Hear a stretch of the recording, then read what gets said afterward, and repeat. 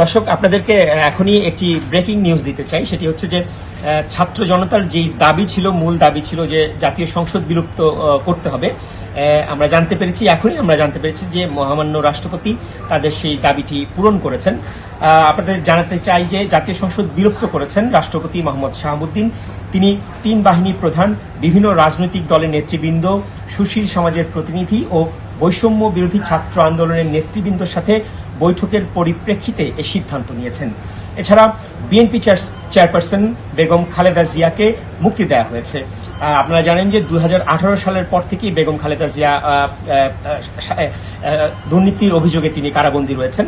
সেই ছাত্র জনতার যে দাবি ছিল, বিএনপির পক্ষ থেকে যে দাবিটা করা হয়েছিল, সেই দাবির পরিপ্রেক্ষিতে মহামান্য রাষ্ট্রপতি বেগম খালেদা জিয়াকে মুক্তি দিয়েছেন।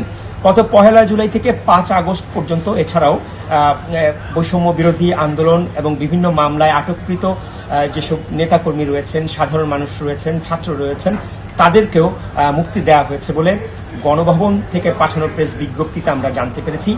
ইতিমধ্যে অনেকে মুক্তি পেয়েছেন বলেও আমরা জানতে পেরেছি।